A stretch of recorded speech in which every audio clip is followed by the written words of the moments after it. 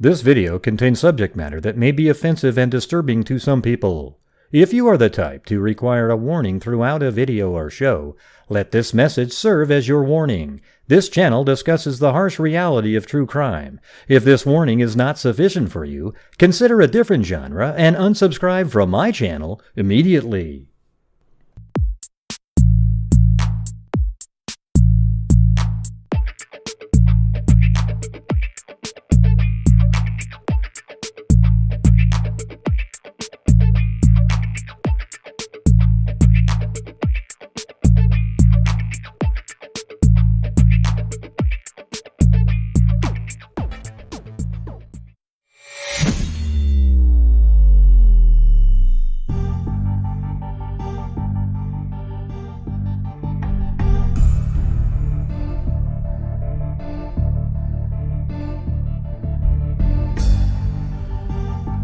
What's up? I gotta go see why the dog camera isn't working.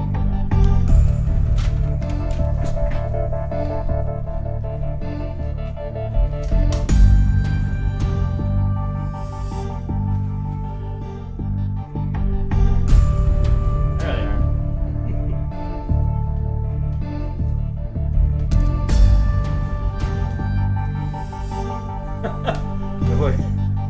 They're looking at me like, what the? Oh wait. That's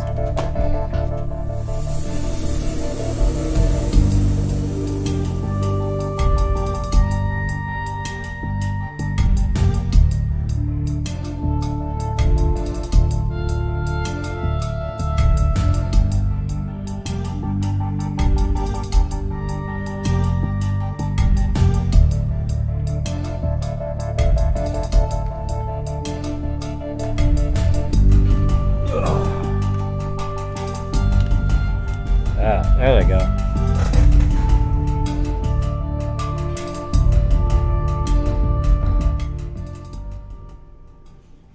Yeah, all right. Well, I don't know how long this show is going to be. I'm really sleepy, tired, and your stomach kind of still growls and stuff because you gotta, you're adding food back into it again. So, who knows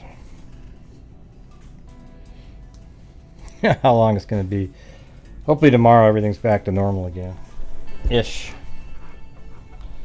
I'm really tired, so this might not be the longest show in the world. Oh, there goes my stomach right there.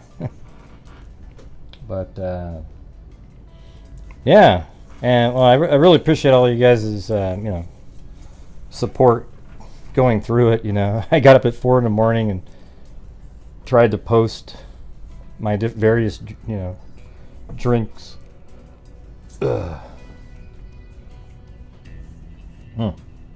Stomach's like upset.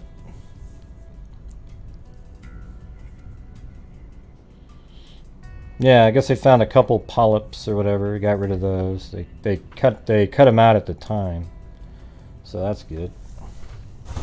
So yeah, you guys should all go get checked out. It's really not that bad. I'll just tell you how it went. So the worst part by a mile is the prep stuff. Okay, like if there wasn't any prep, everybody in the world would probably just be like, oh shit, I'll go get one tomorrow. Because the way it worked is, I just drove down there. I got there at like, I don't know, 9:40. They got me in there at 9:50. Got me onto the, brought me over there, asked me a few questions, and then they said, okay, well, change into this gown, where you just basically have the gown over the head part and your arms through, but you don't tie the back or anything like that, because they got to get to that area.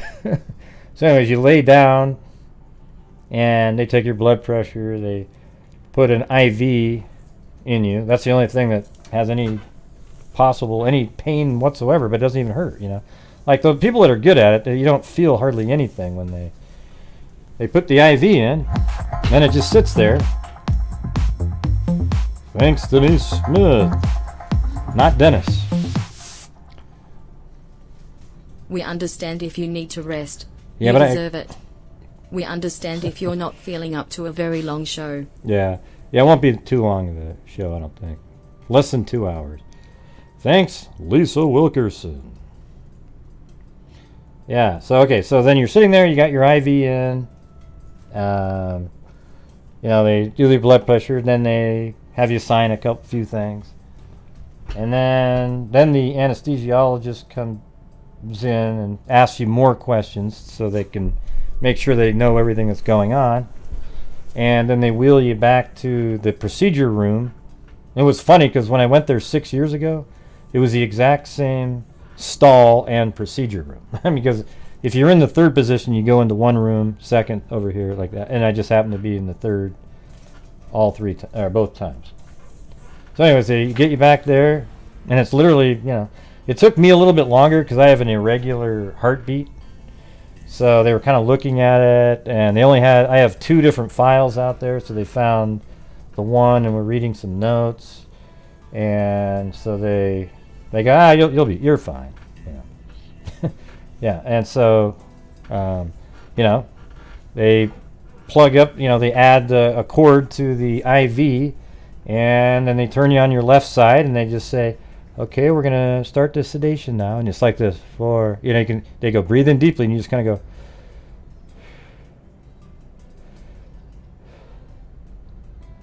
oh, hey, you're done. Yeah, hey, oh, you're like in another room.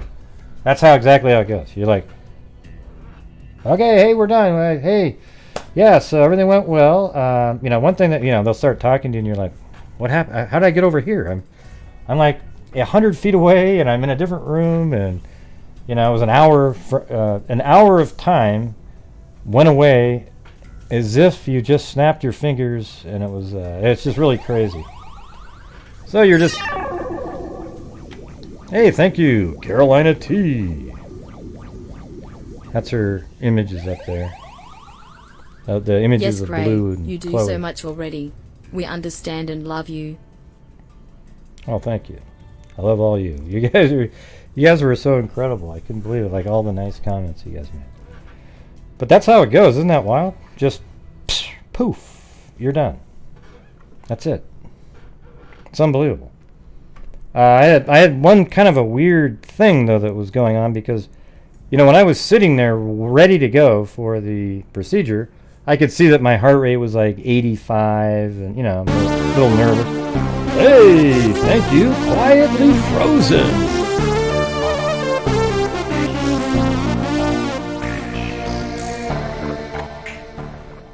Glad things went well. You should get some rest. I will. Just gonna do like a couple updates out there. Yeah, it should be less than 2 hours anyways.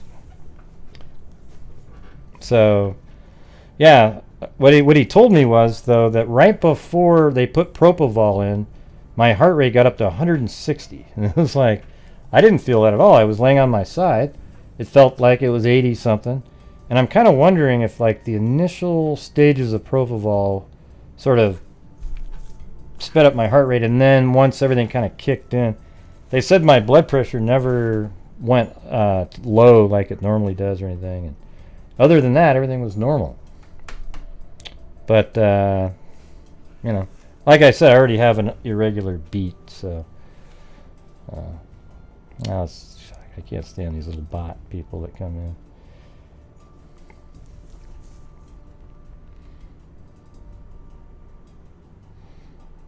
All right. So, anyways, I would say to you guys, if you're feeling like you need to go get it, man, how easy is that? I mean, it's really the prep kind of sucks, but it's really just more like, my God, this is tedious, and just I just want to go to sleep or something. We have all been thinking of you throughout the day. Heart. Yeah, I ate some chicken wings and a couple apples. Oh, there you go, Paulette. Yeah, but anyways, seemed to go pretty well. They checked my stomach and my, you know, colon area. So that's it. All right.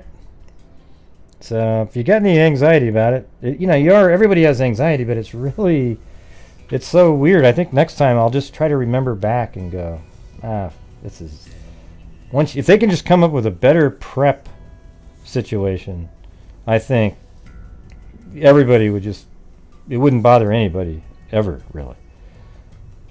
It actually feels kind of good, you know, like, you know, it's like a little bit of a high, like you're sort of happy and you're just.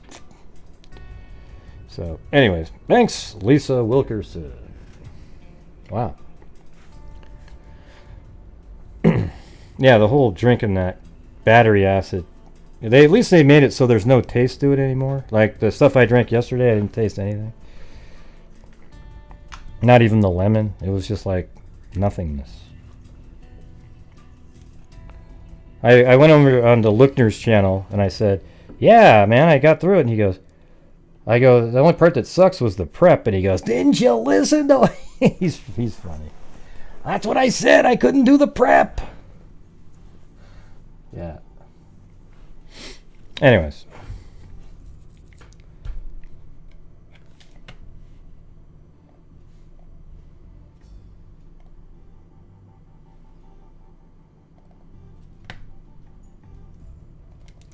Yeah, so here's an update here. Poop, shoot, check, up and show. Up on a show. Hey, thanks, Admiral. Yeah, so we got this. There's a. Well, let me pull the other link first because I think that's the original. These links are in the description here. But human remains were found in the search for geologist Daniel Robinson. Family says it's not his, but you know, you never know.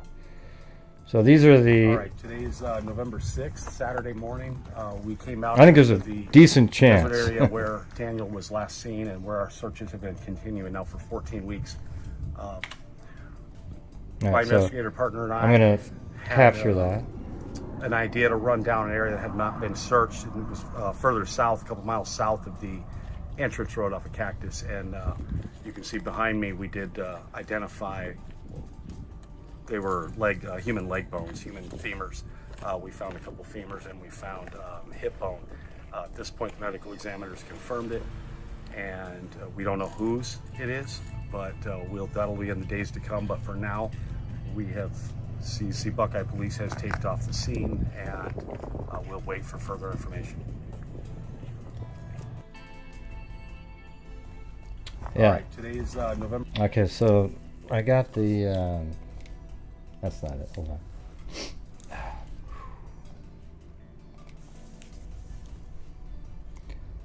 So in this picture right here, I think I was able to kind of figure out where this might be. Watch how amazing Google Earth is again, right? So I think if you go down to the highway here, right in about this area, I went and searched around. It didn't take me very long at all. You take that, and then you take this picture and you move it over here. You can see this right there. See that right? This part right there it's right in this area. Right there. There we go. So let me put that like that. See that right there? That's right here. And you can even see there's 1, 2, 3 these little, you can see those there. All right, and then once you see that, you can actually see, I put this where these two towers, I went down the highway where off to the right of that, because right behind his head would be that little higher peak, which is right there. And then there's these two towers right here. Okay, and then you got the two towers, and then over there, see those two electrical towers? Well, they're right there, okay, but I think they're over in this area. Okay, so if you go over out in this, what the hell is that? Look at that shadow on that cactus, man. That thing's huge. I think it's right out around in this area, right around in here. I would say that it is like somewhere right around in here. That's what I would guess based on that. You know, could be even down here a little bit. I mean, it's just those mountains are really far away, but to get that same shot on that tower, and also let me go back down to that street view here. There was one other item.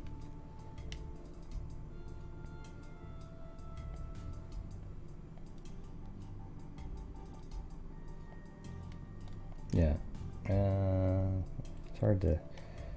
Let me see. I wonder if I need to go more like that.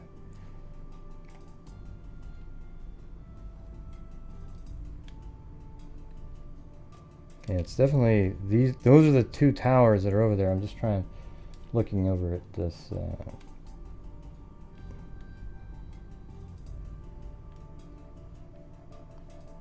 Yeah, I think there's a road right there.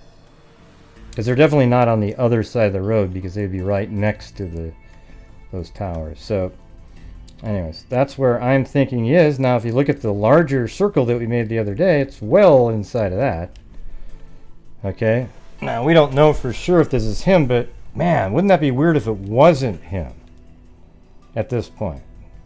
I mean, his Jeep did go this direction, and his clothes were on that side, but all he would have had to do is just kind of walk around and make it over to here. Let me get the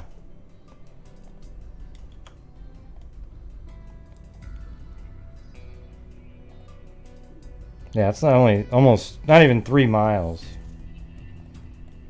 So I think you know, it could be anywhere around in this area. But I'm really close to the line that it would be on. They said south off of Cactus Road right here, 2 miles. So down, you go down 2 miles from there. So it could be right out in here, and you'd have the same look looking back towards the towers.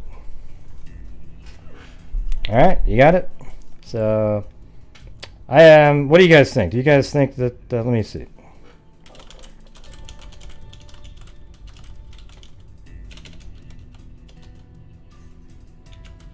The parents don't think it's his, but I mean, I think the pretty good odds, right? There's a poll question for you.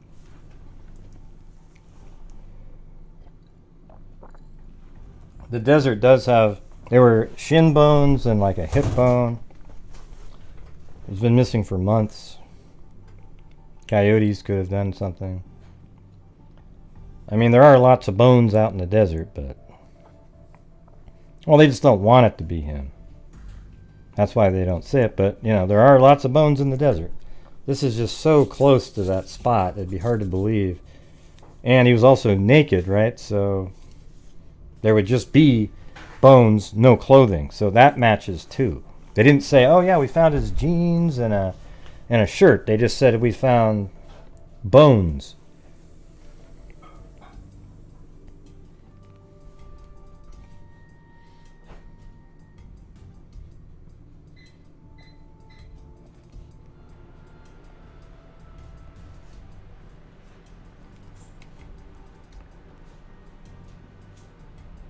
Because I think he hit his head and he took his...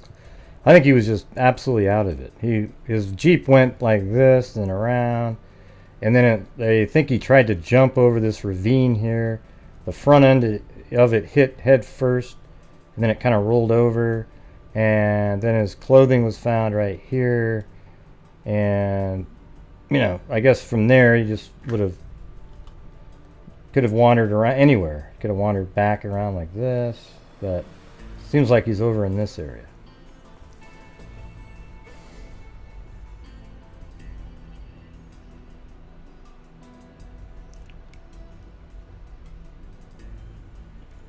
Yeah, I mean, it's so close.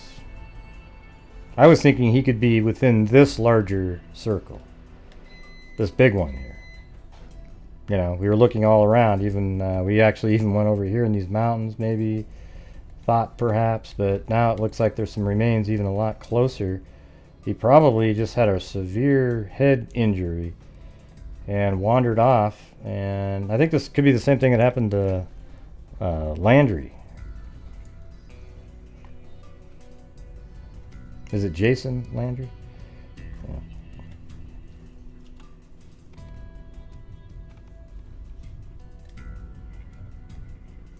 All right, that's all I got on that.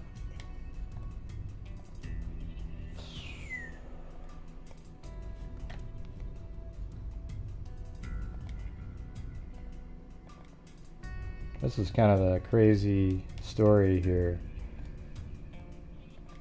that I was sent by Jules. But look at this one here.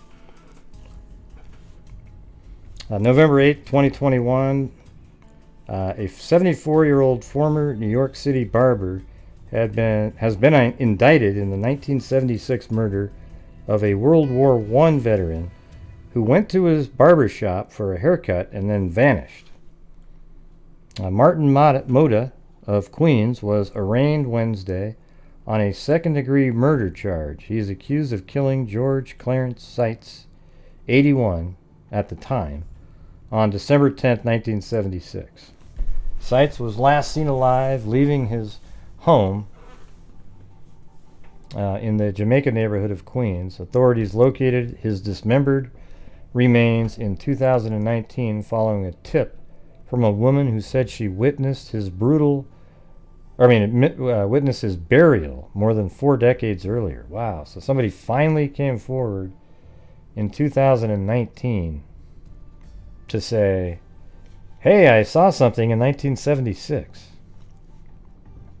Okay, authorities believe the motive for Seitz's killing was robbery. If convicted of the crime, Moda faces 25 years to life in prison. After 45 years, the alleged killer of World War I veteran is being held accountable and brought to justice. New York PD Deputy Chief Jerry O'Sullivan commended the detectives who took on such a cold case and uncovered evidence to bolster the case against Mata. Thousands of people are reported missing each year in New York City.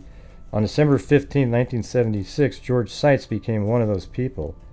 His long, cold case was all but forgotten until March 11, 2019, when Detective Eric Contreras' telephone rang. The woman on the other end of the line told the investigator how she had witnessed a body being buried in her backyard when she was a child. Wow. The caller, whose name has not been made public, told Contreras she was 10 years old when she saw, so she's almost my age, 10 years old when she saw her mother's boyfriend, wow, her mother's boyfriend, cutting up the body and burying it. She kept quiet for decades out of fear. Hey, welcome, Antique Boutique. Mata, the man who lived at 8772 115th Street in December 1976, according to the newspaper. The day after the woman's call, detectives and forensic anthropologists dug up the spot behind the townhome. When they did, they found a pelvis and part of a man's torso buried under concrete. The body had been dismembered at the neck, shoulders, and hips. The remains enabled the Office of the Chief Medical Examiner to determine a DNA profile in hopes of identifying a family member. That profile was searched within local, state, and national databases with negative results. Oh, here we go. We can watch this.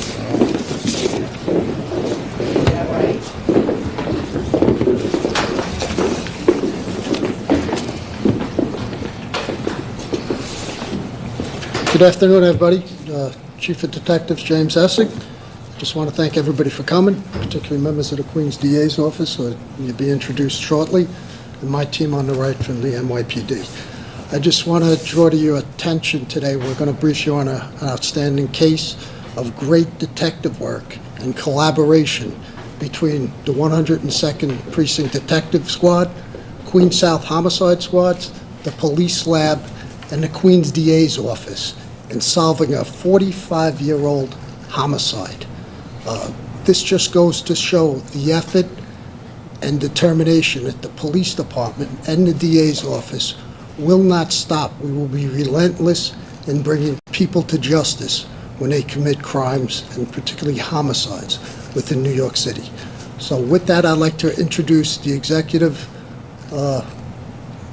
my executive officer in the Detective Bureau, Natisse Gilbert, will give you a brief overview of the case.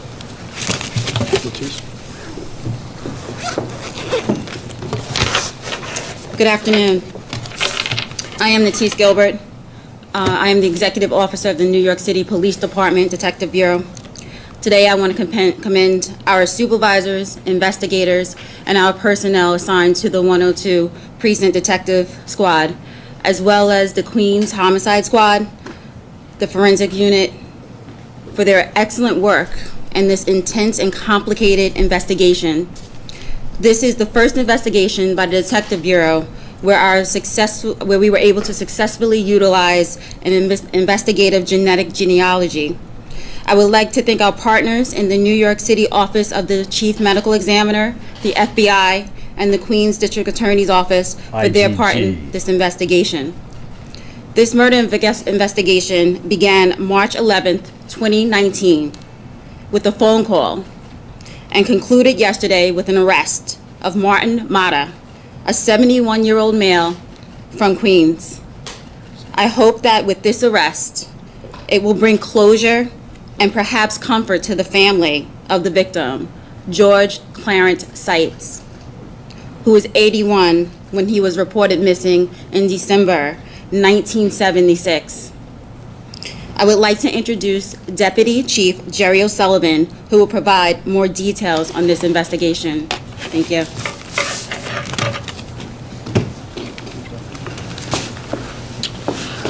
Good afternoon. Thank you for joining us here today. I would like to start off by thanking the members of Dan Saunders from the District Attorney's Office and his staff and his team. And I would like to start by also mentioning the amazing work that was conducted by the 102 Detective Squad. That's Detective Eric Contreras, and Sergeant Christopher Esposito. In addition to that, Queens South Homicide Detective. You know, she's probably one of the prettiest leading detective type people I've. Anyway, hey, you know what I was going to say? So there's a lot of people that do what, identifinders. There's other companies that are starting to do that, but they don't do what identifinders does. That's right, lizard eye. There you go, lizard eye. There you go. I don't know how to do compliments, everybody. So just forget it, all right? And basically anything I say to you, just assume it's a compliment.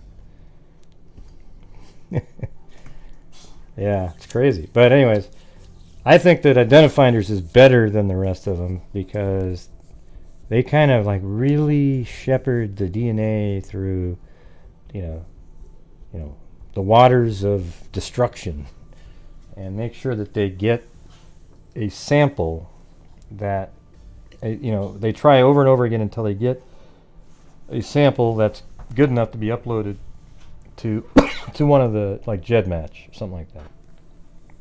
So there you go. Yeah. So anyways, let me keep playing it. Michael Gaines. I don't think they did. Not aware if they did this one or not. And Lieutenant James McGarry.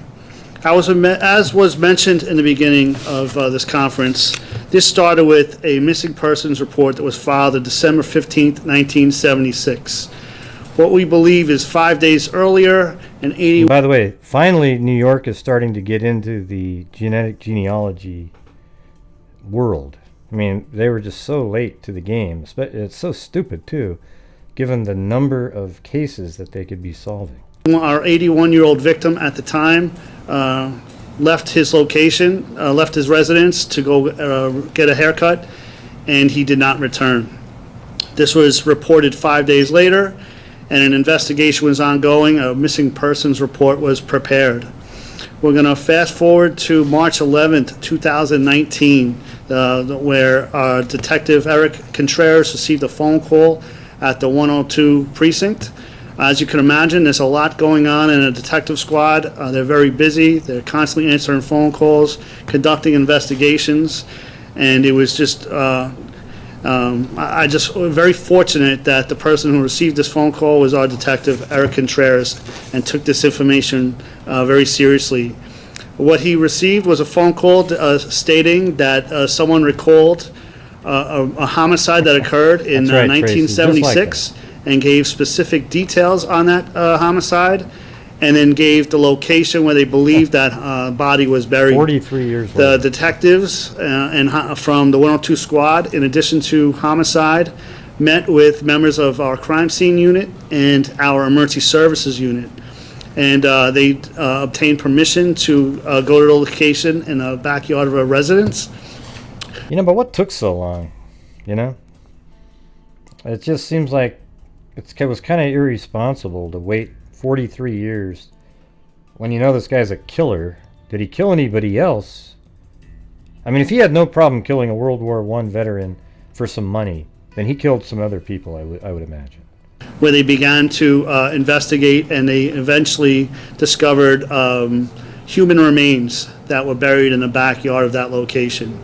An extensive investigation was conducted by our detectives, a lot of interviewing of witnesses where they obtained a name of a suspect, and in addition to that, a location where a crime occurred, which was determined by the medical examiner to be that it concluded that those remains that were found were the result of a homicide, which occurred approximately a mile away, and then 4 were buried at that location.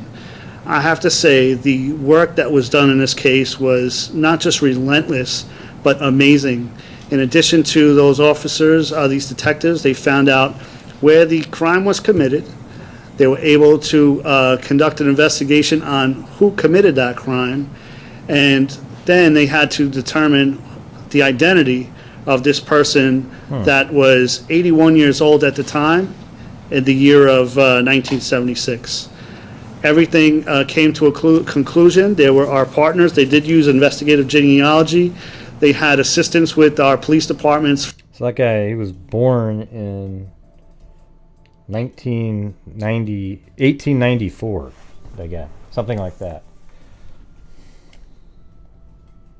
Forensic Investigations Division, and the FBI. With that said, they worked closely with the District Attorney's Office, and yesterday they were able to make an arrest in this case.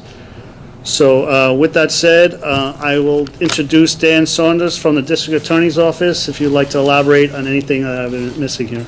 Dan? I don't know that I can, but I'll try.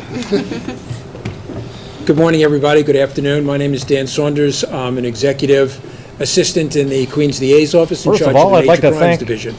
So it was more than 2 years ago that the NYPD came to us and said they had discovered what was undoubtedly human remains in the backyard of a house in Richmond Hill in Queens. And so the obvious questions at that time were, who was this person and what had happened to him? So from there, the NYPD undertook what amounts to really a Herculean task to identify the remains that were buried for at least 45 years. And almost miraculously, they succeeded in that task, and they found out who that person was using the new technology of genetic genealogy, later confirmed by more traditional. Oh, so that's interesting because, you know, when that girl said, hey, I saw my mom's boyfriend burying a body, they didn't know whose body it was. And then after doing genetic genealogy, it leads back to this guy that was missing since 1976, an 81-year-old World War I veteran who merely was going to get a haircut. Additional DNA analysis by the Office of the Chief Medical Examiner. So once they knew who the person Wow, that's was, crazy. then they were able to piece together Right. some answers to the questions of when it happened, where it happened, why it happened, and perhaps even how it happened. I wonder if they were able to, I mean, when they figured out where it happened, I wonder, because I don't think he was murdered where he was buried. So you sort of wonder. Yeah, apparently he cut the body up into parts and put him in that hole. I mean, this guy isn't a one-time, one-hit wonder, the killer here, okay? He was young at the time. He's only 75 or 6 now. So, back then he would have been, that's what, 45 years ago? So he would have been 30. And while there are still some unanswered questions, they know a lot more now than they did 2 years ago when they discovered the remains. So it really is, I agree with the NYPD wholeheartedly, it is a remarkable investigation, and it is pays tribute to their persistence, their diligence, and their thoroughness in conducting an investigation. A person has been indicted and charged with a single count of intentional murder in the second degree, almost every other possible crime eliminated by the statute of limitations. So it's a very brief indictment for which he was arraigned yesterday and remanded by the judge to Rikers Island. So we'll proceed from here with the prosecution. Awesome. I brought my team with me, the people that really did the work in the DA's office for this case. Karen Ross, who's chief of our cold case unit, which was newly created by District. Yeah, so that's done. Let me go up here.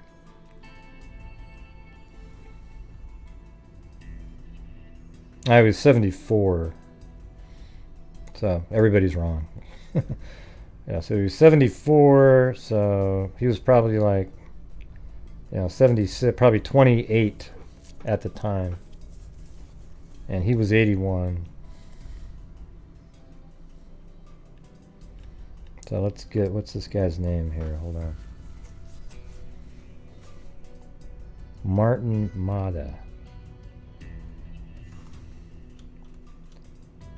Yeah. Now I'm interested to look this guy up. If you see if there's anything in there from.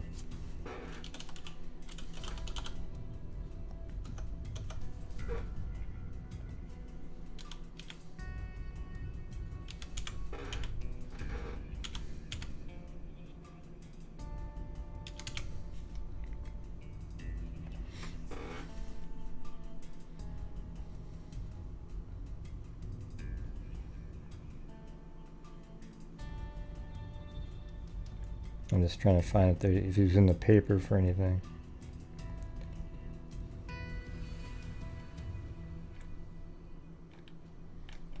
Okay, let me try one other thing.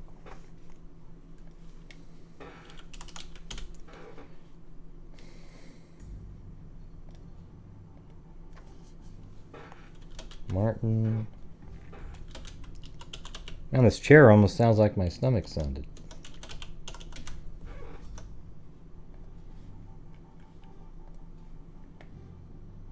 Former New York City. Huh. So they must have kept track of that guy over the years.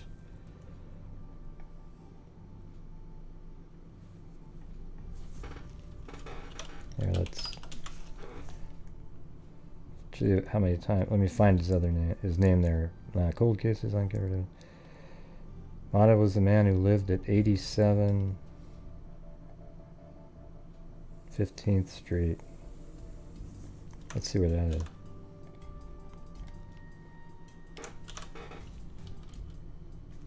Yeah, there it is. Queens, wasn't it?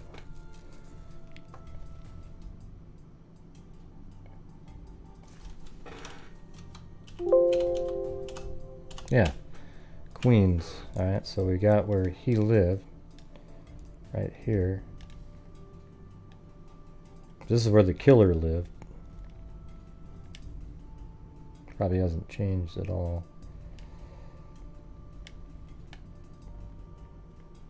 The procedure went pretty good.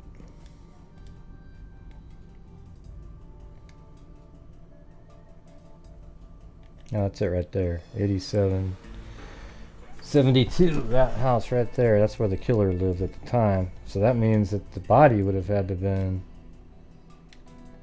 like probably, I don't know. Let's see. See, they actually have a picture of it right there. In the dirt. Was it that little narrow thing that I was just looking at?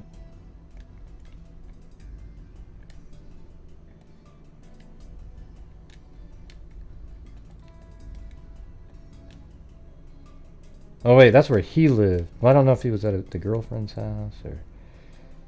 I don't know. Maybe like right next to that. Kind of looks more like that, but not really. Let's see. I'm gonna try to find him really quick though.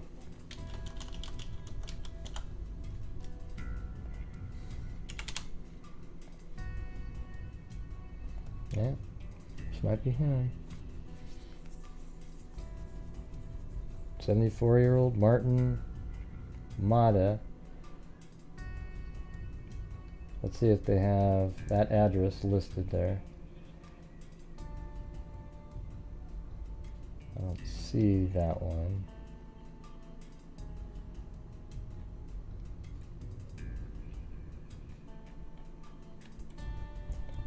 Yeah, let me see if there's any criminal.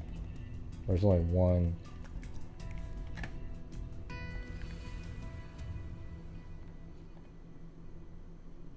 Yeah, you don't just hide that idiot.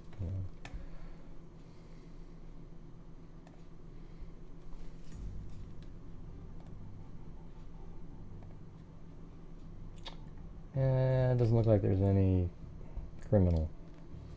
I don't know if I've got the right one or not. So that's it on that one. But hey, good job, New York, for getting that done.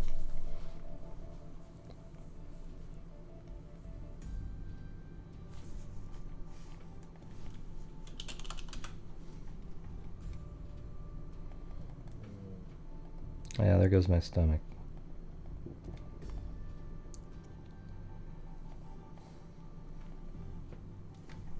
Yes, Martin Mata, 74. I couldn't. I think I found him, but there was nothing. Wasn't a very detailed report.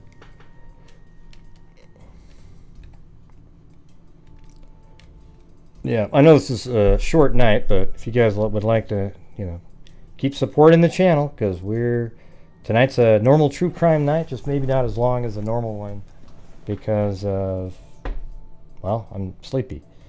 Last night I slept for maybe 3.5 hours total. Because when you're sleeping, you're always worried that you'll wake up and something might happen. But I did get some sleep in there for a little bit. Then I had to get up at I got up at about 3:45 to get ready for the 4:15 festival. All right. Thank you, Rita Schaefer. Oh, jeez. Okay, now I'm going to move on to what you have in the title. David Aymond. Looked like a pretty crazy case. I didn't really get to read much about it, but I loaded all the PDF files in there from thenewspapers.com. And this is him right here, 1974, August 14th, Unsolved. Well, thank you, Lisa Wilkerson. Yeah, it's kind of like, when you're sleeping and you have gas and you just kind of let it out because you're sleeping and you just want to keep sleeping. Well, if you did that during the colonoscopy prep, you'd be in some trouble. So you can't really just go to sleep without really being aware of what's going on. Yeah. I tried to go to sleep late, so at least I had 3 hours or so to clear it out of there. Yeah.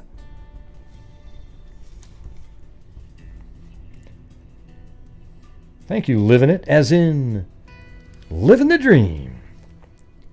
You look very refreshed. Yeah. My stomach's still gurgling. I think it takes a while for everything to kind of settle down after that. And they put a lot of air in your stomach. I didn't actually realize it was that long, but like 35 feet long is your large intestines, and they go through there and fill it up with air and then look around and, you know, that kind of thing. Yeah, it's amazing all the crap, you know, pardon the pun, you know, all the crap they get done in the hour that they're in there, right?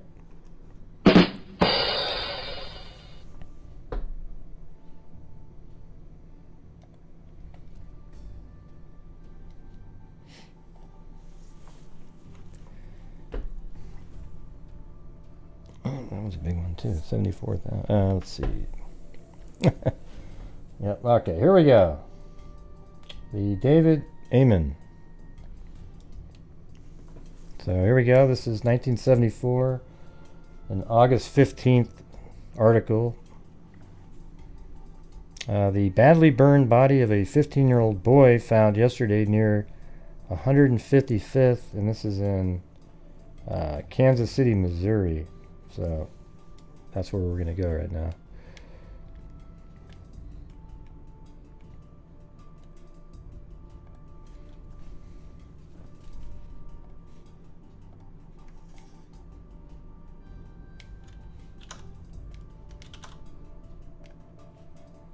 There we go. And we'll go to 155th.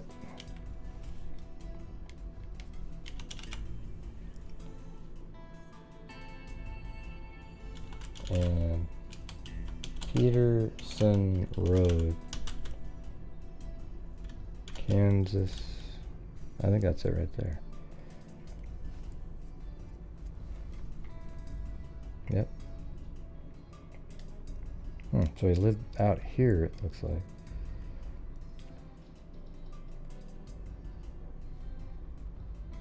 I don't know, that doesn't look right. Unless he lived on a really, looks like a park.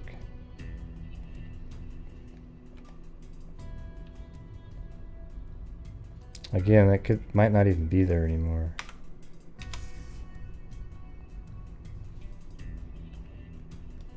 Well, I'll just put a pin there just in case. I don't know.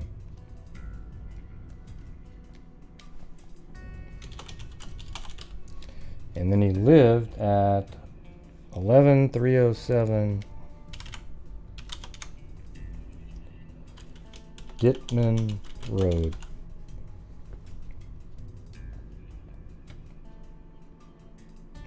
Maybe that's not that far away.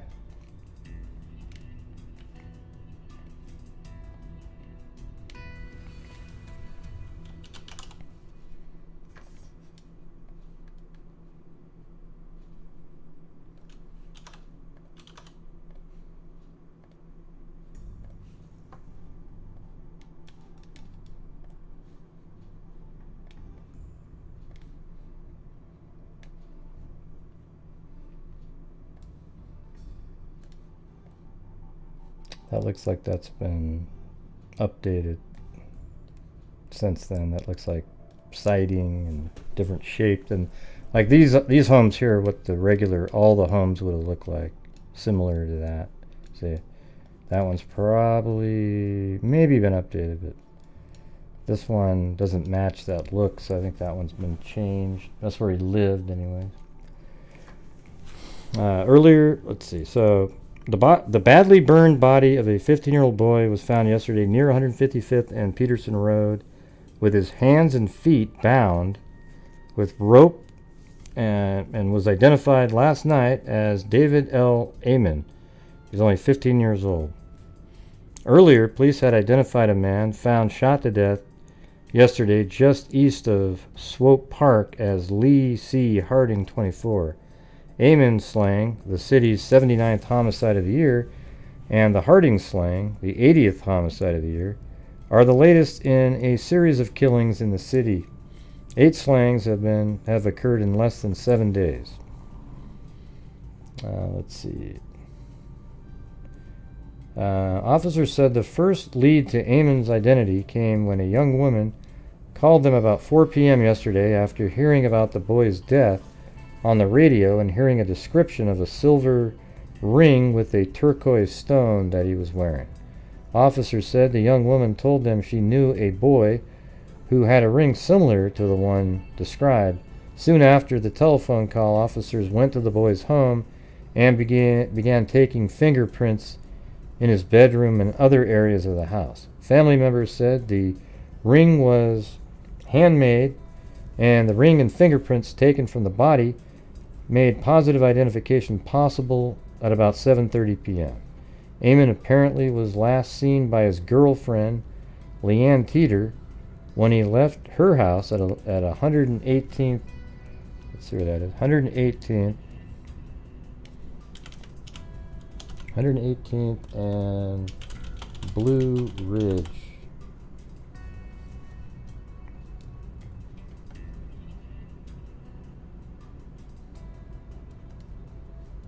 Yeah, it looks totally different now. Well, it's Blue Ridge is this road, right?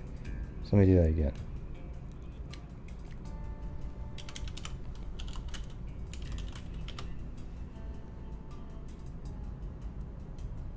Well, let's see. That's Blue Ridge then, this road here.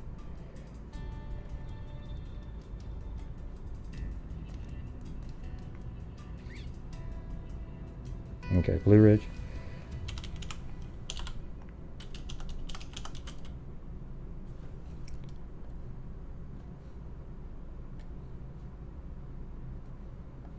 So that's 118th.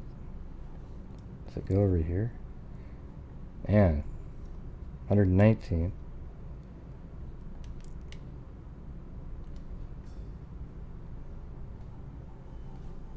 Because it didn't want to give me.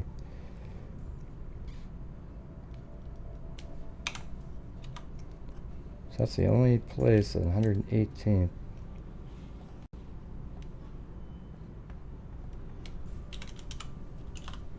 And 18th.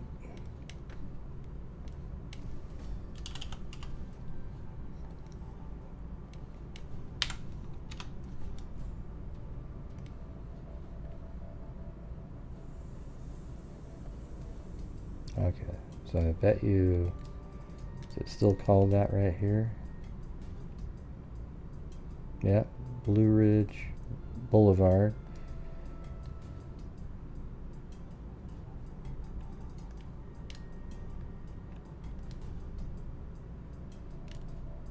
Come on. So I'm assuming that's what this is. And if it's 118th, that's up here, so that would be higher. Okay, so it's going to be right in here somewhere,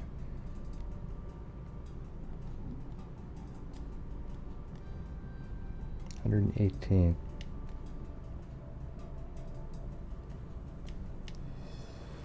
Yeah, that's 119th.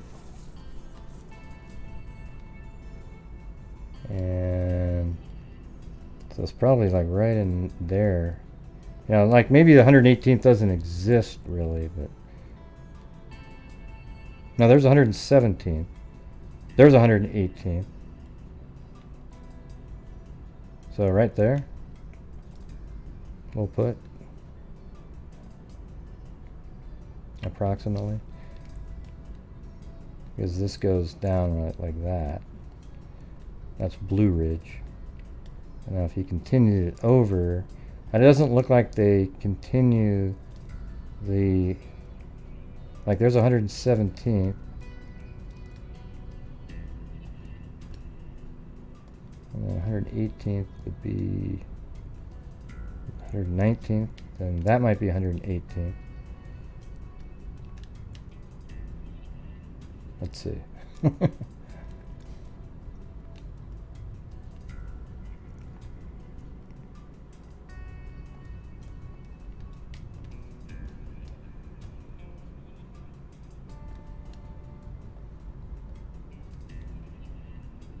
Oh, there you go, 118th.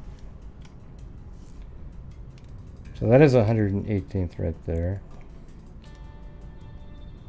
But apparently it's like right over here-ish. Yeah, I don't really know 100%. It's hard to say. It's at 118th and Blue Ridge.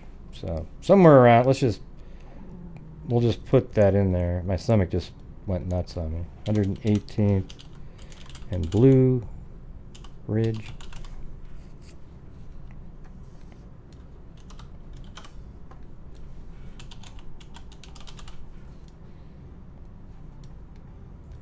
Okay, so it's somewhere around in that area. He lived right over here. Girlfriend. Didn't spell that right. Girlfriend.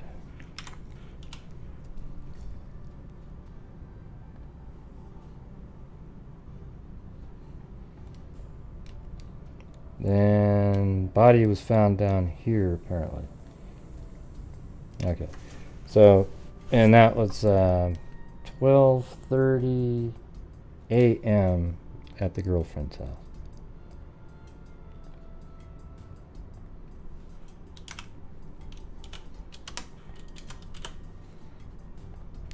Can you try using? Yes, I will.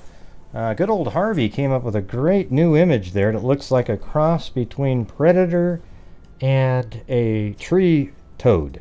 I don't know what it is.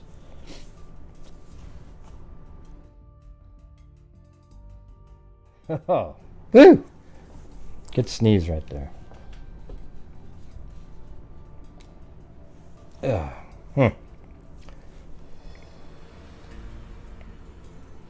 Because that was 12:30 a.m. when he was at his girlfriend's house. Her mother, Mrs. R.S. Tweeter, said he normally would come over to her house and leave at about 11 or 11:30, but she fell asleep and they stayed longer. Mrs. Teeter and members of the Aymond family said David probably had started to walk or hitchhike home going north on Blue Ridge. Is that what he would do? Does that make sense? Yeah, that makes sense. So I think the home is actually not there. It's more on the second one, you know, like, we'll just put right there, okay, which is on Blue Ridge, right? So maybe she was on one of these little spots over here. Maybe it was a little different back then. But he goes north on Blue Ridge, and then he would probably go right on Long Road there, and then maybe even just walk from over here somewhere. So Miss Teeter and members of the Aymond family said David probably had started to walk or hitchhike home going north on Blue Ridge to Longview Road. Did I just say that? Yeah, there you go, Longview Road. And then east to Dittman Road. All right, so where's that one? East. Longview Road and then east to Dittman. Where the hell is that? Oh, there you go. So this is what they were going to say. Just like this. Right here, here.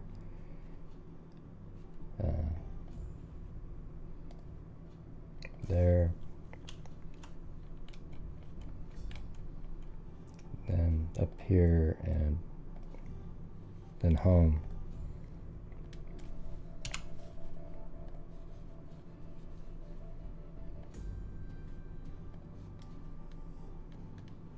That's what his normal route would be. The area where the youth was found was about 6 miles from the Teeter home. Residents of the area described. And let's just do a random check here. 6 miles through the air. It'll probably be less. 5, I'm guessing. 5.48 because driving would make it 6. So I think that is the spot now.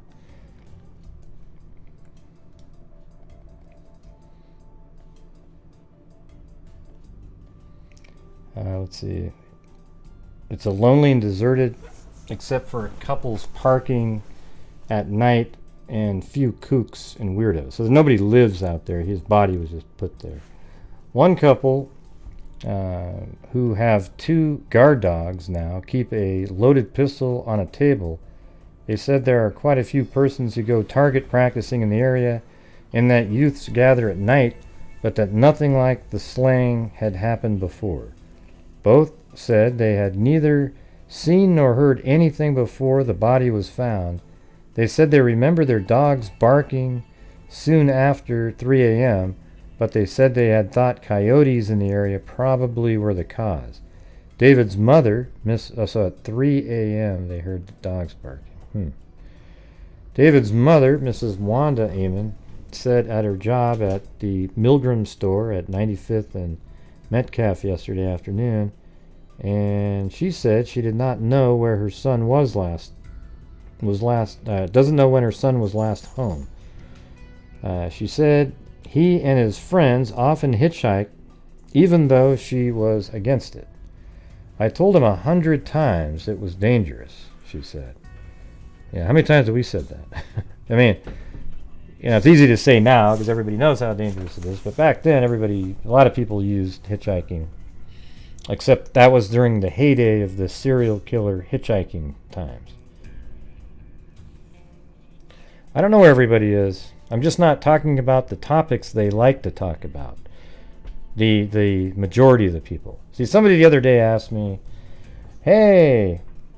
Hey Gray, do you cover the things that your viewers want to see? And I say, no, I just cover whatever I feel like covering. And if you want to watch my channel, then you'll get to learn about a whole bunch of different things and try to figure a whole bunch of things out. If you want to keep talking about Summer Wells and Brian Laundrie and the same shit over and over and over again.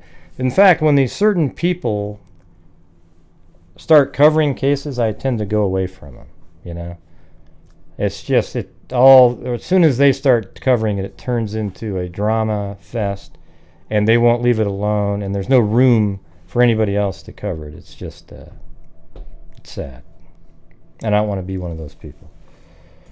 Okay. A friend of his sister, Miss Sally Aymond, said David did not have a driver's license since he was only 15, and that most of his friends walked or hitchhiked wherever they wanted to go. See, the thing is, everybody, if I covered only what you guys wanted to cover, a lot of you, I would be covering Summer Wells, and because I see a lot of the people that normally watch my channel really watching those shows over and over and over and over and over and over and over again.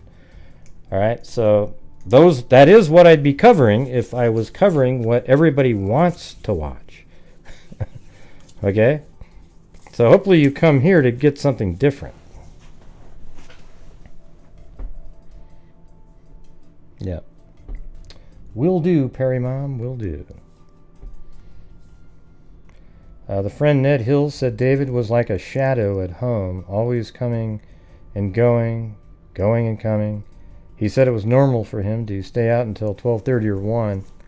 Hill described the murder as real strange and said David had never indicated to him or any member of the family that he was in trouble with anyone or had any problems of a serious nature. But he wouldn't tell anybody anyway, Hill said. If David had any kind of trouble, he probably would have kept it to himself. Hill said David never had too much trouble with most of his friends and said he was more adult than most 15-year-olds. Miss Aymond said her son couldn't have been in trouble with any of his friends and said she had her own theory about the crime. My personal opinion, these letters are like, look how they're not on a line there. It's weird. My personal opinion is that it possibly could have been a drug pusher from town because why else would he do that?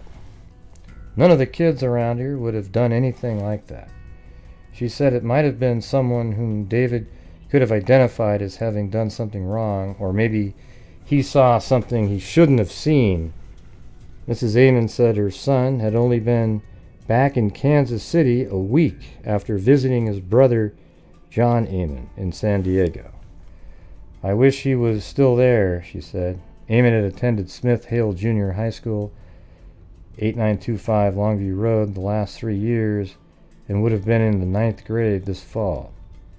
He was not a good student and seemed rather disinterested in his studies. I think I was probably really similar to him in high school and grade school. I really didn't care at all. According to Glenn Hamby, Smith Hale principal, Aymond repeated the 8th grade last year, he said. I didn't have to do that. Hamby said Aymond was suspended several times in the 3 years he attended the junior high school. Let's see.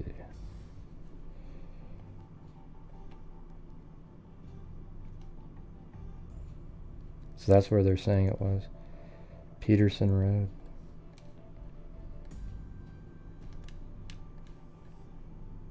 Alright, so he was found here, according to that map.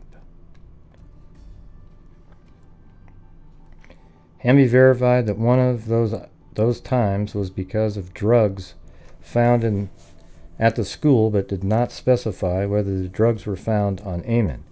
He said the youth had been involved in several drug-related incidents, which included marijuana and other drugs. He declined to specify what the incidents were. Hey, thank you, Perry Mom. Persons who knew Aymond described his as him is what they meant to say, described him as a good kid who began having problems soon after his father, John D. Aymond, was killed in a traffic accident. That sucks. 1971. After his father was killed, I tried to buddy around with him, one man said. He didn't have too many friends, but then in the late 60s, and then in the last 60 to 90 days, the traffic through the front door of Aymond's house was picked up considerably. I have noticed quite a bit of traffic in and out of the house. The man's wife added, frankly, he used to be a good kid, and all those young people started coming over. The only reason we're telling you this is because it might help you find out what happened to David. I really liked him. David also leaves 2 other sisters, Susan Aymond and Diane.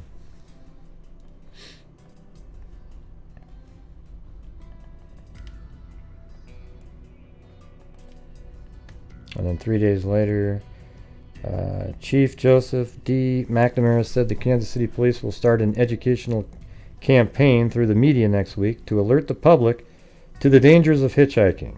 Thank you. McNamara's announcement came as the Kansas City Metro Squad sought to find leads in the death of David L. Aymond, 15. Young Aymond's burned body was found early Wednesday morning beside a road on the southeast edge of Kansas City. He had left the home of a girlfriend a few hours earlier, apparently intending to hitchhike to his own home. The Metro Squad, this is 1 day later, 8/19th. Metro Squad Board of Directors was expected to receive a progress report this morning on the squad's investigation into the death of David Aymond, 15, whose burned body was discovered early Wednesday on the southern outskirts of the city. Officers are to meet today to review efforts on the city's 79th homicide of the year. A decision is expected today or tomorrow on whether there is sufficient reason to extend the squad's investigation beyond its initial 5 to 7 day limit. Well, no, yeah, you do, because it's not solved. Okay, idiots? I mean, officers were continuing to interview acquaintances of the victim. Sam Moore, officer from the Lee Summit Police Department, said yesterday that few leads have turned up in the case.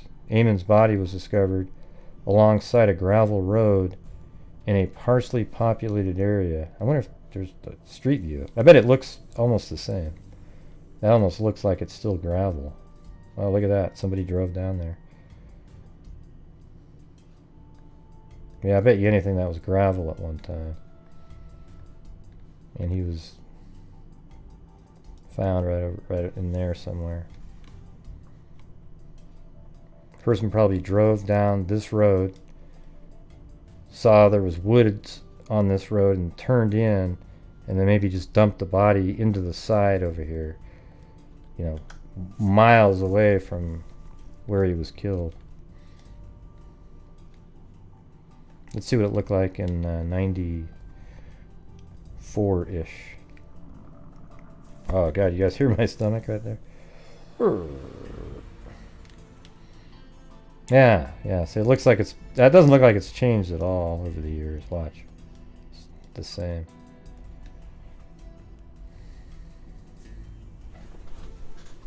Yeah.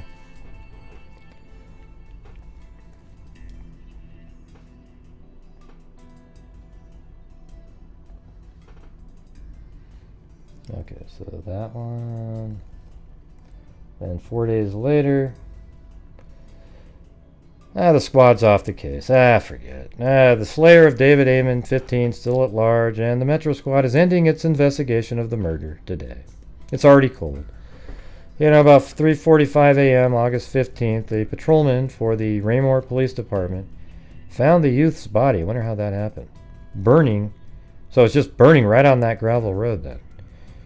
On a gravel road near 155th. So he was right on this road. It wasn't even... He was just found right there.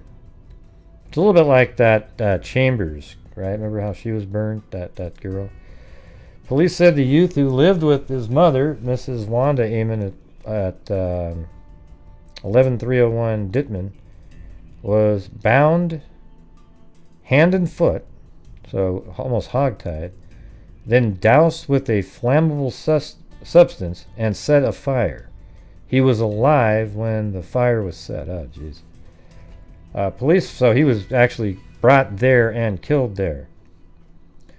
Police found the youth's boots, a silver ring with a turquoise stone, and a small film tin containing marijuana. Police said they have learned nothing new about the death since then. The case will now be in the hands of 4 detectives in the Crimes Against Persons unit here, Hatfield said. If the slayer is not found in the next several days, the case will be placed in the unsolved homicide file, he said. Man, we're talking about, this is the 23rd, and you know, the 14th, 9 days later, they're already doing that. That's stupid.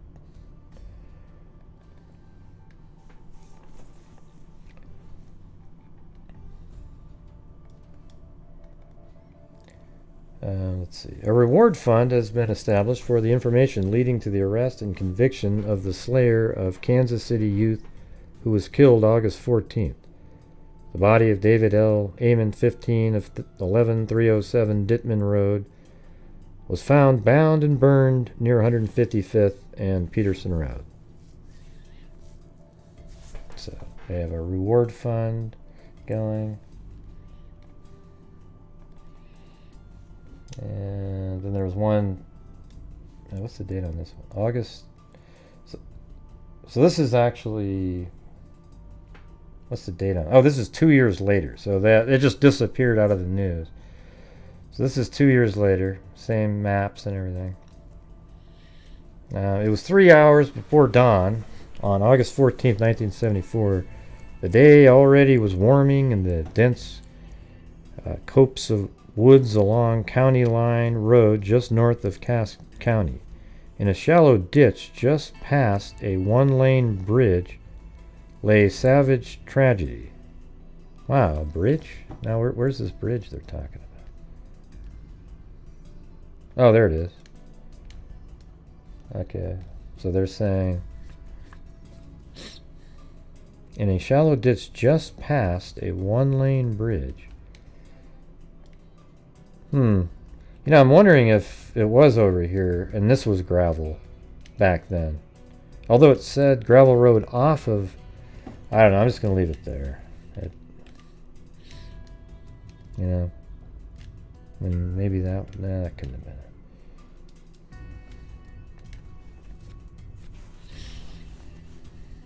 The smoldering body of David L. Aymond bound and burned at age 15. The details of the unsolved murder are frightening and few. The teenager was bound with half-inch thick rope, doused with gasoline, and ignited.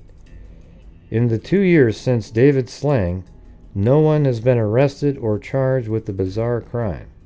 Still, some area police officers believe they know who killed the youth, adding to their frustration and anger. The man they believe to be the killer is a former law enforcement officer in the area who even assisted briefly in the investigation of David's death. Wow. Oh boy. Oh boy. I didn't even read this. I don't read these, so that's why. I might look at a map or something. But the Metropolitan Major Case Squad was called in within hours of the body's discovery in isolated rural Kansas City near 155th and Peterson Road. After 9 days of exhaustive investigation, the 25 officers on the squad called it quits and turned the case over to 4 Kansas City detectives. Thank you, your Gypsy and Cindy Leon. They too had little success and passed along the 5 volumes of reports to Vernon D. Wilson, detective. The case no longer holds a high priority for Wilson. It suffers beneath the weight of the officer's heavy caseload. But if Wilson is the only police official still actively concerned with solving David's murder, there is another person who also cannot forget the boy's death. For Mrs. Wanda Aymond, David's widowed mother, the pain is always there. Let's see. Contacted recently by the Star, Miss Aymond, who still lives at that same house, it was only 2 years later, agreed to talk about the tragedy, but she later changed her mind. I've decided not to go ahead with the interview. I would just as soon the person who was responsible would think it was over and done with. I have a daughter I want to protect. Wow. So she's like, that's pretty weird. She's trying to protect her kids, so now doesn't want to keep digging. Wilson sympathizes with Mrs. Aymond's fears. I feel there's a lot of people who know something about the slaying. They're just afraid to talk. Afraid of what? Repercussions? Maybe getting killed themselves? If there's drugs, sure. Of course, I think that is a cop-out that I think everybody on the street uses. You can't convince them. It would be to their benefit to... Yeah, that's it. Next page. Benefit to... let me save this.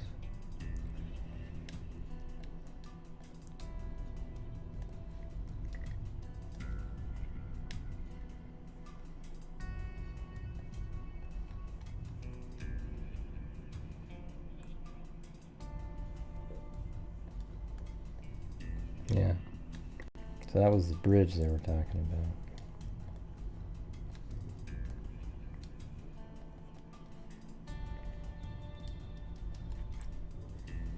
Get someone off the street. I'd say this is one of the most brutal homicides I've ever worked, and I think people are afraid of it, he said. Exasperating the brutality of the murder was the fact that David had few, if any, enemies, although he was no stranger to trouble.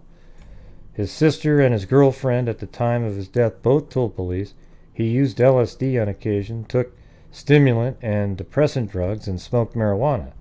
Officers examining David's remains that morning 2 years ago found a film tin of marijuana in the teenager's left rear pant pocket. One person told police David's death might be drug-related. Detectives seemed to rule this out from the start. He was a small-time user, police said, a periodic nickel-dime dealer who hung out with the teenage crowd at the Q-Stick, then a pool hall and gathering place for Ruskin Heights. Let's see. In early 1975, police undercover narcotics agents arrested 30 persons on a drug charge from the Q-Stick and its environs. 13 were juveniles. Hey, thanks, Mary Ellen D'Amelio. Hey, thanks. Appreciate it. Have anybody of you ever heard of this case before? I mean, that's pretty... This is crazy, right? Like, that this could happen. You know, it sounds like it might be drug-related, but... Man. Set on... It's like Jessica Chambers is what I was kind of thinking of. She was burnt alive, and that's what... But she wasn't tied up like this guy. David told his girlfriend he would walk or hitchhike home a distance of 1.9 miles. He left her house at 12:45 a.m. The last time he was seen alive was by her as he walked towards Blue Ridge Boulevard. When David's girlfriend was called recently by the Star, she agreed to an interview. Upon a return call, however, the girl's father answered and rejected the interview, saying, "We don't want to get involved." Wow, so they're really scared. You wonder if somebody got a hold of them, actually. If some persons are reluctant to become involved or come forward in the case, however, the man, call him X, suspected by some police officers, was more than willing to talk about it until he realized police had zeroed in on him as the possible killer. X, who lives in Kansas and accumulated a suspicious record while working for several area law enforcement agencies and fire departments. So he worked for a fire department, and so he knows how to do, you know, I mean, it's not that hard to pour gasoline and do that, but, you know, he's kind of makes you wonder. Was revealed, let's see. His questionable background was revealed in the Metro Squad's investigation of David Slang. Peculiarities in his performance included shootouts with suspected criminals who always escaped before other officers arrived, and several problems while making arrests, many of them ending in violence. There reportedly was questionable accuracy in the police and fire reports written by X. X also was suspected of setting fires and then reporting them. He found more fires in 5 years than all other officers in the metropolitan area. One colleague said about the man. Now that's pretty crazy. Sounds like they were on to the right guy. But investigators looking into X's record even before David Slang said his cleverness and the difficulty of proving crimes such as arson when there are no witnesses resulted in no charges against the man. In the investigation, X agreed to a polygraph test. 3 of the questions asked of him were, did you tie the boy up? Did you set the boy on fire?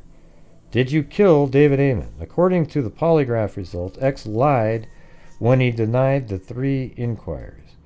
The polygraphist who conducted and analyzed the test said there were disturbances indicative of deception in this person's polygraph records when he was asked questions as to his participation in and knowledge of said offense. It is the opinion of this examiner, based on the person's polygraph records, that he was not being truthful when he denied knowledge and participation in the said offense.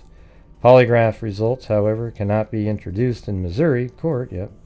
Investigators questioned X after the polygraph test. Several times, Metro Squad officers, including a detective who had served with X earlier on an area law enforcement agency, believed X was about to admit guilt as they confronted him. Let's see. Where'd that go? Enforcement. As they confronted him with circumstantial evidence. The detective recently said twice, I thought he would break. He had tears in his eyes.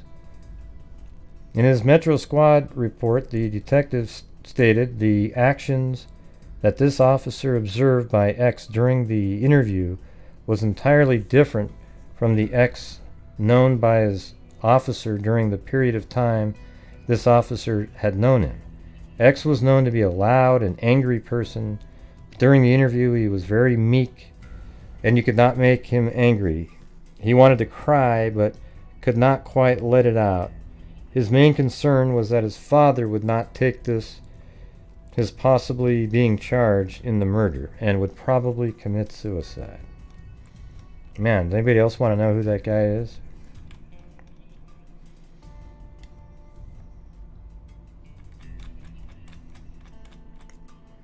The man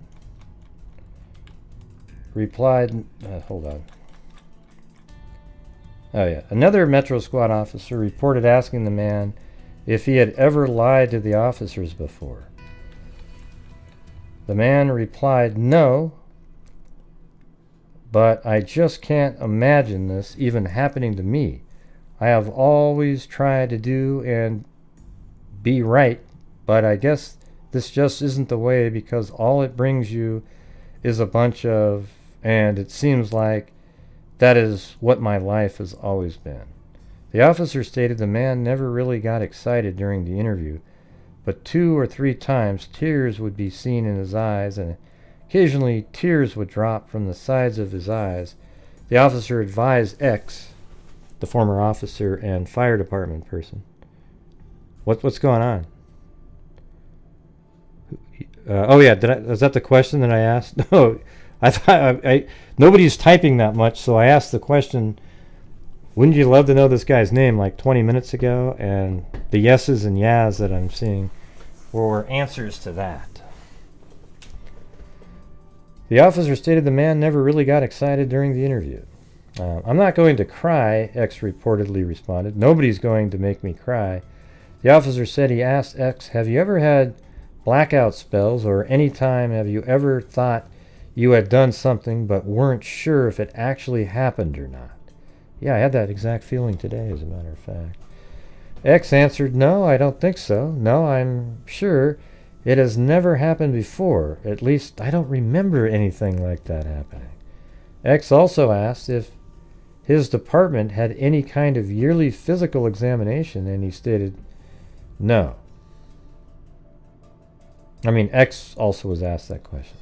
X then asked if his wife knew he was being questioned by the Metro Squad because it suspected him of the murder. The interviewing officer replied, didn't you sign a waiver for your house and cars to be searched? X replied, yes, I did. The officer said he told X he was sure she would have knowledge of the interview if other officers were at X's house, right? So X stated, yeah, I guess you're right, but it's going to kill my dad. He couldn't stand something like this. He was then asked, what about your family members? X stated they would be upset, but they would be okay. The officer report said this officer had previously worked with X, and X was known by this officer to have a violent temper, and for unknown reasons, he would become very angry with people arrested and would make them believe he was the king and they were nothing and better to do exactly what he told them to do, especially kids. A third police questioner said as the questioning continued, it was becoming apparent to the reporting officer from previous experience in interrogations that X was listening to the questions but wasn't hearing what was being said and appeared to be tuning out. Right, that's how you pass a polygraph test. After the questioning, X was sent home. He soon quit his law enforcement job and moved from the area. X could do this because throughout the Metro Squad investigation and to this day, police officers lack sufficient evidence to charge him. Detectives were unable to trace the source of the rope used to bind David. They were unable to locate the gasoline container. Footprints around David's body could only be traced to those examining the crime scene. There was no trace of David's fingerprints or hair found in the vehicle driven by the suspected man. There are no witnesses, at least any that will come forward to testify. Well, an officer knows exactly what not to leave to. This is a key stumbling block to solving David's murder. Wilson believes there's just no doubt in my mind if we could get these people out there to talk, we could clear this thing. The motive for the slaying is a is as elusive as usable evidence. Police can only speculate why someone would submit another human being to this kind of death. I mean, that's the shit that, like, ISIS does. They say he could have been killed because he knew something about illegal actions in which the killer might have been involved. David's death may have been a warning to other persons with similar knowledge. Or his death may have been impulsive savagery of a psychopath. No one may ever know. A reward fund was started soon after David's death in the hopes of attracting persons with knowledge of the crime. The fund was begun by Forrest Seelman. Let's see, that's shouldn't the fund. Okay, that doesn't matter. All right. Yeah, so there's another article in 2019 in the paper, if you can believe that.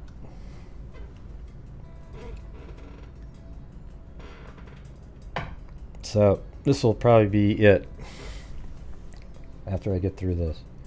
It's another long one though.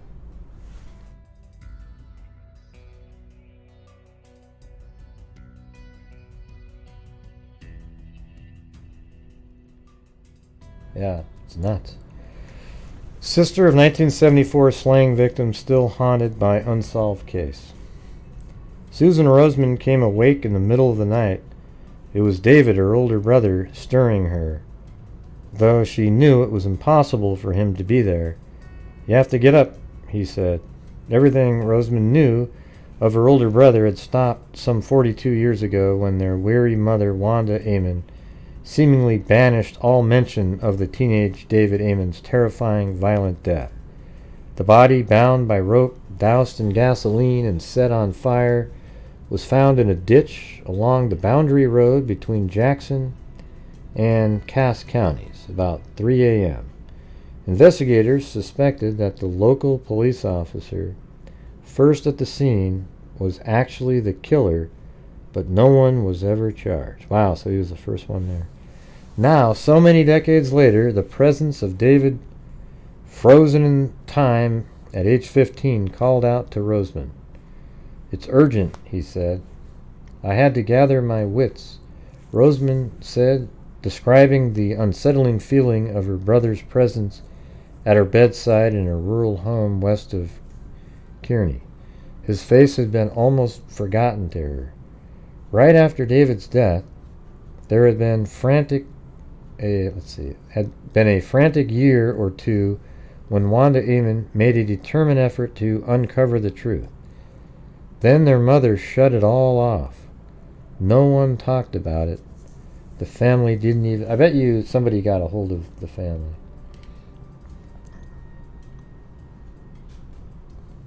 That's the mother right there, and I think that's him. And so nobody even has pictures of David on their walls. The vision of her brother lifted Roseman from her bed.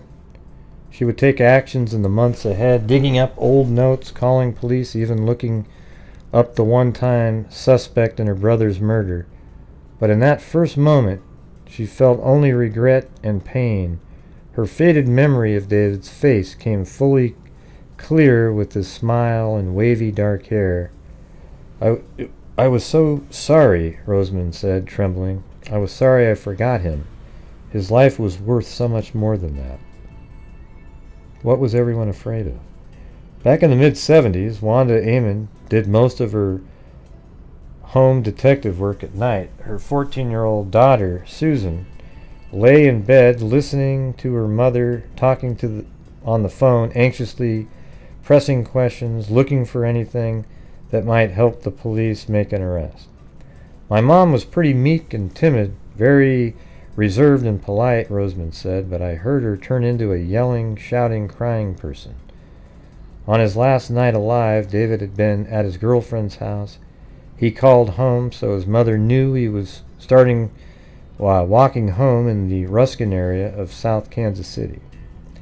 The mother kept everything from her 14-year-old daughter, telling her nothing of what she found out. Rosamond remembers a house heavy with fear of an unknown menace, an older brother, and let's see, hold on a second. This is an article by Joe Robertson. It's like a piece. It's not really news. Let's see, an older, and this is in the Kansas City Star, 2019, February 23rd. Yeah. So let's see. An older brother who lived on his own returned and watched through the front window at night with a gun in his hand. Susan's mother did not let her watch the intense television news accounts or read the newspaper stories. Rosamond heard enough to ask her mother just one question. Was David alive and breathing when they set him on fire? Her mother answered quickly, no. Rosamond now realizes her mother couldn't have known, and it turns out he was. The only clue Rosamond has for why her mother abruptly quit talking to anyone appeared in a Star article 2 years after the killing. She declined to be quoted. Yeah, I read that one. Anymore, saying, I have a daughter I want to protect. What was everyone afraid of? Rosamond wondered now, 44 years later. I need to protect my daughter from what? Biker gangs, perhaps? That was one of the leads Wanda Aymond chased in the search for her son's killer. Rosamond knows this now because when she began asking around her family about her brother's death, her older sister gave Rosamond a large sack, untouched for years, filled with their mother's detective work. All those nights she was on the phone, Wanda Aymond scrawled out notes seemingly on anything within her reach, paper plates, used envelopes, notebook paper. Her cursive was rushed but neat. She was asking about the missing links, bikers, and she listed names such as Fat, Charlie, and Snake. She made notes about the man the police identified as their suspect. 2 years after David was killed, the suspected officer told the Star in an interview that investigators grilled him with theories that David Aymond's death rose out of a sexual assault or that the officer hit David with his vehicle and panicked. None of it was true, he said.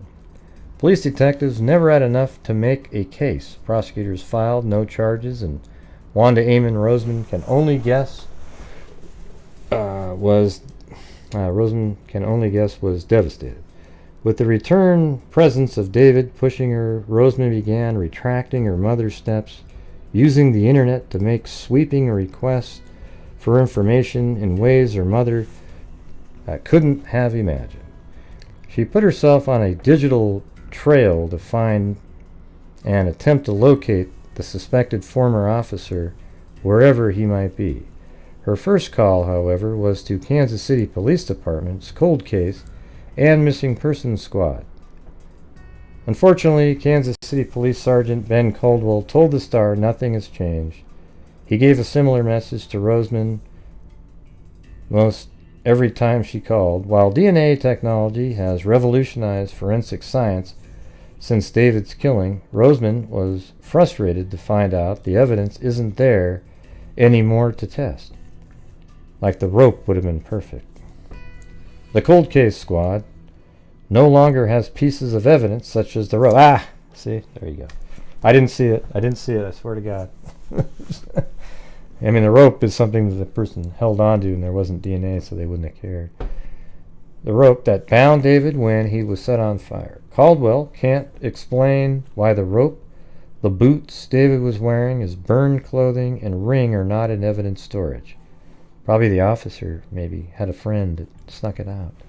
There's no one he can ask about a 44-year-long chain of custody. He noted that Kansas City did not have its own evidence storage facility back then.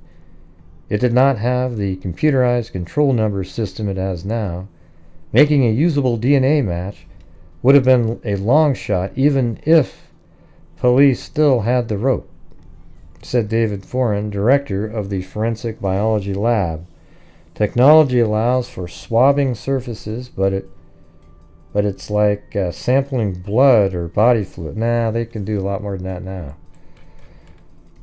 Now, technology surfaces, it's not like sampling blood or body fluids, he said. The technology is not capable yet of extracting individual cells from those artifacts. So if multiple people handled them, a surface swab would generate a mix of DNA. They have like a vacuum thing now, so it's a little bit better than that. The older the piece of evidence gets, especially if it's not preserved consistently cool and dry, the more the DNA degrades. Whenever new DNA technology arrives, Caldwell said, the cold case squad sends evidence to the forensic laboratory in any unsolved case that might benefit. The David Aymond investigation needs new witness testimony, and the chance for any reliable information all these years later is all but faded. I know she's frustrated, Caldwell said of Roseman. We're frustrated too, but we can only do so much. Maybe Roseman wonders. It was the former police officer who killed David like detectives suspected. Maybe he picked David up for something while he was walking home that night. Something went wrong and it got out of hand. He didn't mean to do it. Oh, they always do this thing. Oh, yeah, well, hey, they know that I was... Really? He didn't mean to do it, but he burned him alive? Yeah, okay. And he didn't do it. And he burned the body to cover what he had done. But he was burned alive, we know. He's in his 70s now. Maybe he needs this, Roseman said. Maybe after all these years, he would want to say what he did and why. Maybe that part's true. Her internet search led her to a Facebook page belonging to someone by the former officer's name living out of state. Other record searches matched the man to an individual with the same name and middle initial and the same age as the officer would be today.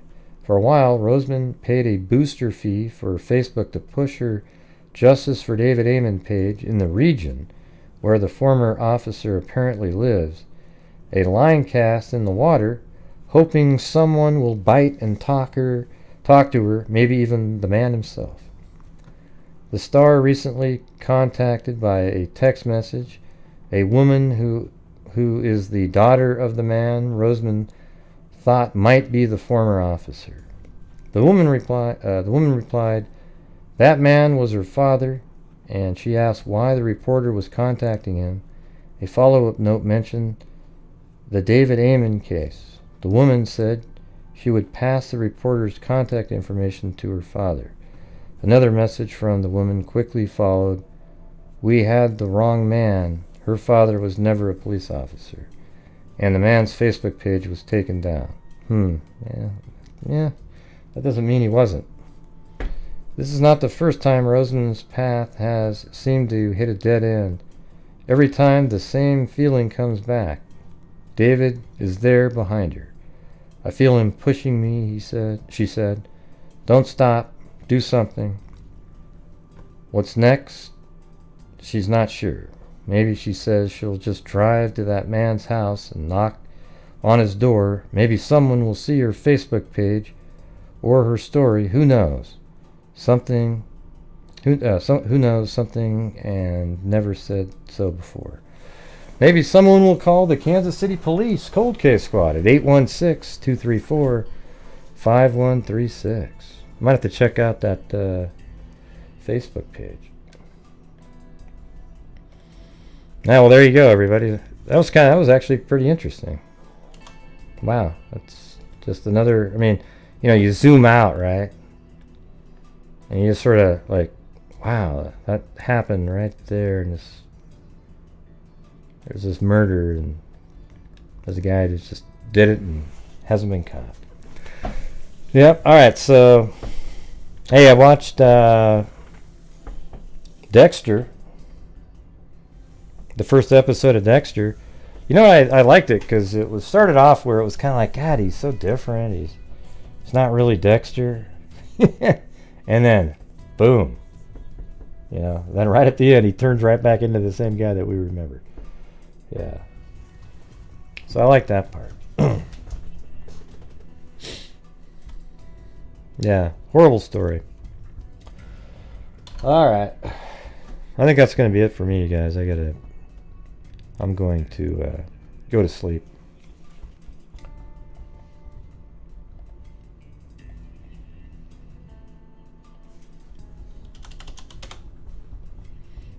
Didn't quite hit the normal nightly goal, but I'm also, it's a short night, you know, so makes sense. Let's see.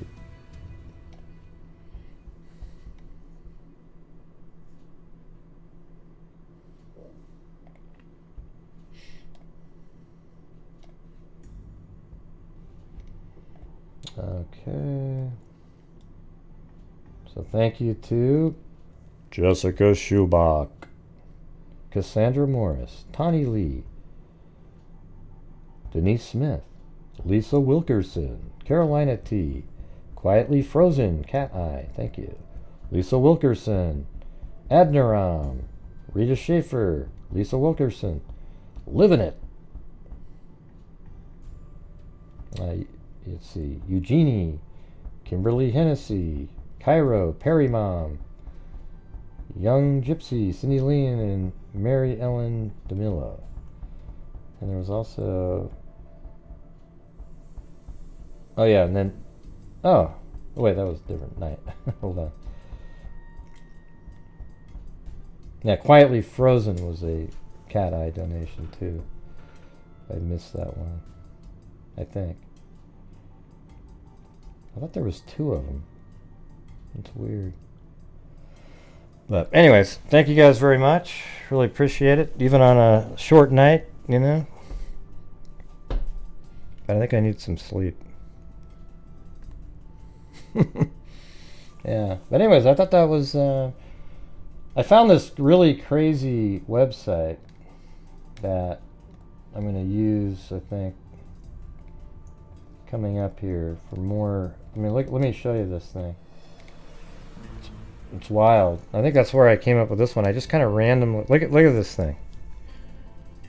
This is the same site that has the query on, but look at these. Look at this. Look at all these people that are on here. It just keeps going on and on and on. Like, you can just scroll by, you know, stop here and go, hey, what's this one?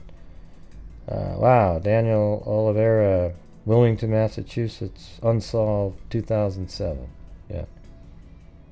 You know, you could just keep going down. There's like hundreds of them. I mean, look how far this goes down over here. You know, click on that one. 1979, Los Angeles, Bernice Annie Jones. You know, so we could do this at the, you know, when we do newspapers, you know, like the random, like let's just see, Bernice Annie Jones, right? Like, just type that in randomly, then hit California because that's where it was, and that's actually 1960. And that looks like that's her. Woman who had pleaded guilty to shoplifting 2 cartons of cigarettes, Bernice Annie Jones. I don't know if it's the same one. So this is 1979. So you could go like 1979 to, let's see, 2000. Does she even show up in there? See, some of these people didn't even cover them. So you could probably just type in here, murder of Bernice Annie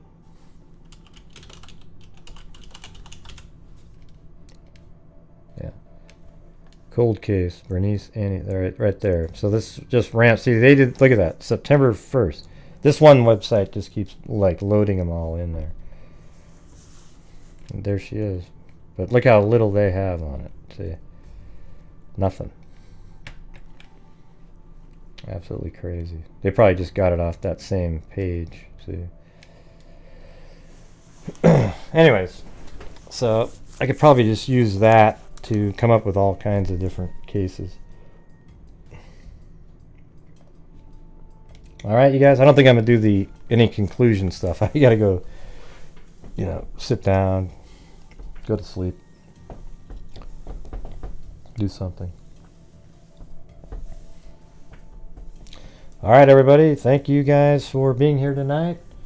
We will see you guys tomorrow. And let me just check one thing. Yeah, we'll see you guys tomorrow. And, as I always say, everybody. Hey, listen, first of all, I want to say again, thank you for everybody, helping me get through. I don't like going to the doctors. I don't like shots. I don't like anything. But sometimes in life, you just got to do stuff, even if you don't want to do it, because it's better for you. So even if you want to put off your colonoscopy over and over every year, you keep putting it off. We'll get it next time. Just don't do it. Just make your appointment. Go in there. It's really easy. The prep sucks, but it's not like, it's just like, ugh. That's it. And then the actual procedure is nothing. I was weird how next time I'm just going to remember it's nothing. And see, tonight we covered that case and just everything we're hanging out there, and my total subscriber gain for tonight was -1. So isn't that sad, everybody?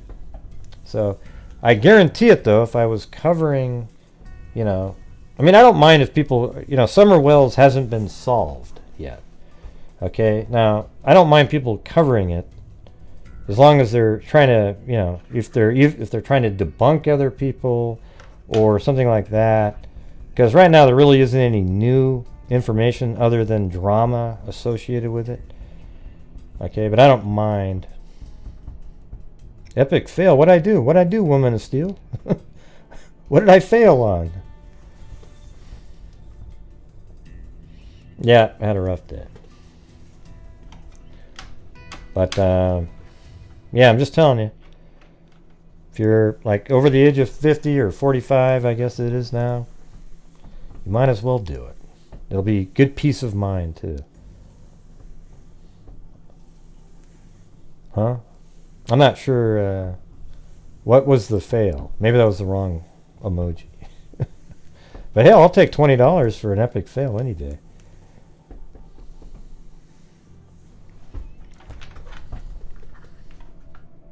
Yeah. All right, everybody. Thank you guys very much. We'll see you guys tomorrow. And again, as I always say, be safe out there. And a 2 and a 3 and a 4. Yeah, I've been doing this true crime thing for quite a while now. Sure doesn't. And during this whole time, I have not seen one person that is a crime dissector, like rejector. I'm a certified human lie detector. Gonna get ya on a stretcher. Easy crime can be like an old projector. Good night, Gray. Hey, good night, Mary Lou. Professor Gray is gonna give another lecture. Crime collector, freak connector. I'm glad your colonoscopy went well. Well, thank you, Mary Lou. You're gonna get one someday? Yeah, in about 40 years, thanks. And I'm meaner than a spectre with a vector on his pector. With all respect, y'all. Just remember, I've a temple fucking check ya. I have no agenda. I'm no pretender. And I'll serve it to you straight without the blender. And in the end, I'm gonna send ya on a mission to reveal the true offender. Good night, everybody. Yeah, so I'll just get right back to work. All right, everybody. Be safe out there.